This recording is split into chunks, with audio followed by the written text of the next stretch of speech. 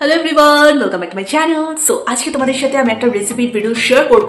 Chicken ভর্তা বানাবো, ঠিক আছে? সো খুব ইজি ভাবে বানাবো, বিকজ আমার নিজেরও অত বেশি টাইম নিয়ে দাম করে রান্না বান্না করতে ভালো লাগে না, বাট তাও আমার ভালো লাগে ইজি ওয়েতে তোমাদের সাথে ঝটপট বানিয়ে ফেলা যায় এরকম কিছু রেসিপি শেয়ার করার জন্য। সো চলো আপাতত আমার ভিডিওটাকে স্টার্ট করছি, তোমরা সাথে থাকো, দেখতে থাকো।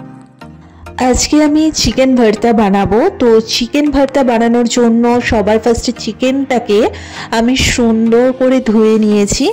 তারপরে একটা কড়াইতে আমি জল গরম হতে দিয়েছিলাম, তার মধ্যেই আমি ওই ধুয়ে রাখা চিকেনগুলোকে দিয়ে দিয়েছি, কারণ এটাকে সিদ্ধ করতে হবে।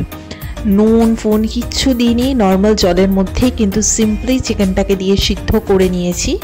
আর এই চিকেনের এই স্টুটাও কিন্তু আমাদের কাছে লাগবে, তোমাদের এক এক করে সবটাই দেখিয়ে দেব। যতক্ষণে চিকেনটা সিদ্ধ হতে থাকছে ততক্ষণে আমরা কিছু পেস্ট করে নেব। ফার্স্টেই কাঁচা লঙ্কা আদা রসুনের একটা মিশ্রণ বানিয়ে নেব, তারপরে দিয়ে দেব টমেটো। তো আমাদের কাছে কাঁচা টমেটোটা রয়েছে, যারা পাকা টমেটো দিয়ে করতে চাও সেটাও করতে পারো। তো টমেটো বাটাটাও আমরা করে নিলাম, আর লাস্টে আমরা করে নেব হচ্ছে পেঁয়াজ বাটা। তো এই বাটাবুটি ঝামেলাগুলো আগে থেকে করে রাখলে কোনো সমস্যা হয় না রান্নাটা হতে।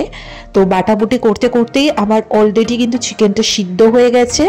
আমি চিকেনগুলোকে আলাদা করে পাখার হাওয়াতে ঠান্ডা করে নিয়েছি, এবং এই যে স্টুটা বললাম এই স্টুটা কিন্তু আমার পরে লাগবে, সুতরাং এটা কিন্তু ফেলবো না।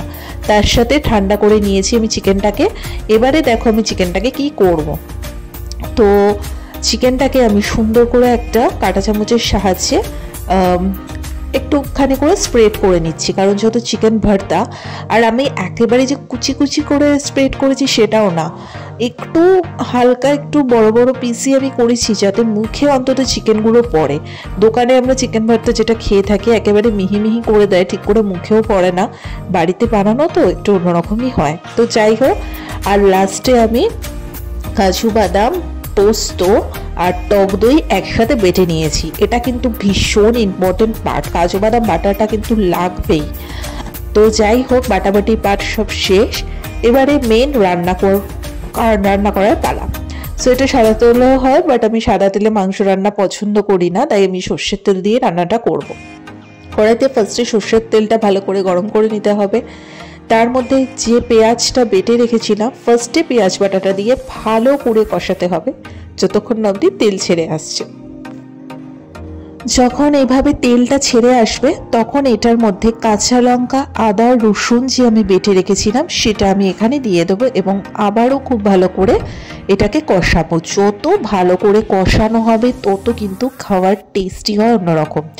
যখন তেলটা ছেড়ে আসবে তখন আমি টমেটোটা যে বেটে রেখেছিলাম সেটা এখানে দিয়ে দেবো। তোমরা ভাবছো সবুজ কালার কেন, কারণ আমি ফার্স্টেই দেখিয়ে দিয়েছি যে কাঁচা টমেটোটা ইউজ করেছি আমি, ঠিক আছে? সো ভালো করে যখন তেল ছেড়ে আসবে কষানোর পরে, তারপর একে একে গুঁড়ো মশলাগুলো দিয়ে দেব, যেমন কাশ্মীরি রেড চিলি পাউডার, শুকনো লঙ্কার গুঁড়ো, ধনে গুঁড়ো, জিরে গুঁড়ো, সমস্ত কিছু দিয়ে খুব ভালো মতো করে আবারও মিক্স করতে হবে। একটু হলুদের গুঁড়ো আমি এখানে অ্যাড করে দিলাম। তো খুবই সুন্দর হয় এটা খেতে, এবং বেশি সময় লাগে না, শুধুমাত্র জোগাড় করতে যতটুকু টাইম লাগে। তারপর একটু গরম মশলার গুঁড়ো আমি এখানে দিয়ে দিলাম, আর মা এসে একটুখানি স্বাদ মতো লবণটা দিয়ে দিয়েছে, আর একটুখানি চিনিটা, কারণ নুন চিনির ব্যালেন্সটা খুব একটা আমি ভালো পারি না। তো তারপরও আবারও ভালো করে কষাচ্ছি, এবং যখন তেল ছেড়ে এসে তখন স্প্রেড করে রাখা যে চিকেনগুলো ছিল সেটা দিয়ে ভালো করে মিক্স করে নেব। এরপরে আলাদা করে জল দেব না, চিকেনের যে স্টুটা আমি বানিয়ে রেখেছিলাম এবারে এই স্টুটা এখানে কাজে লেগেছে। হালকা যখন একটু সিদ্ধ হয়ে আসবে, কারণ অলরেডি সিদ্ধ করাই ছিল, তখন কাজু বাদাম, টক দই আর পোস্ত যে পেস্টটা ছিল সেইটা আমি এখানে দিয়ে ভালো করে কষাবো। কাঁচা গন্ধটা যতক্ষণ অবধি যাবে ভালো করে কিন্তু কষাতে হবে। তার মধ্যে একটু ফ্রেশ ক্রিমটা দেবো। ফ্রেশ ক্রিমটা ভীষণ ইম্পর্টেন্ট, এই ভর্তা রান্না করতে গেলে লাগবেই, এটা মাস্ট। তো তারপরে খুব ভালো করে আবারও কষাচ্ছি। তারপরে ভাইকে বললাম এবার তুইও হেল্প করে দে, আর কষাতে পারছি না। তারপরে ভাই এসে বাকিটা হেল্প করে দিল, একটু বাটারও দিয়ে দিয়েছি, তোমরা দেখতেই পাচ্ছ। সো ভালো করে কষাতে কষাতে কষাতে কষাতে যখন লাল লাল হয়ে আসবে এবং তেল ছেড়ে আসবে, তখন এর মধ্যে একটু কসুরি মেথি দিয়ে দিতে হবে। দুর্দান্ত।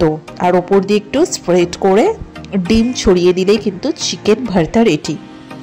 গরম গরম রুটি, পরোটা সাথে তোমরা সার্ভ করে আরামসে খেতে পারো। আজকের ভিডিওটা যদি ভালো লেগে থাকে লাইক, কমেন্ট, শেয়ার, সাবস্ক্রাইব করে দিও। আমি যখন লাইভে এসেছিলাম আমাকেই একজন বলেছিলেন যে চিকেনের ভর্তার রেসিপি তুমি ট্রাই করো, তাই জন্যই আমার আজকে বানানো। তোমরা এইভাবে আমাকে প্রচুর রিকোয়েস্ট করে রেখেছো রান্নার ভিডিও বানাতে, আমি সেগুলো একটু একটু করে তোমাদের সামনে নিয়ে আসবো বানিয়ে।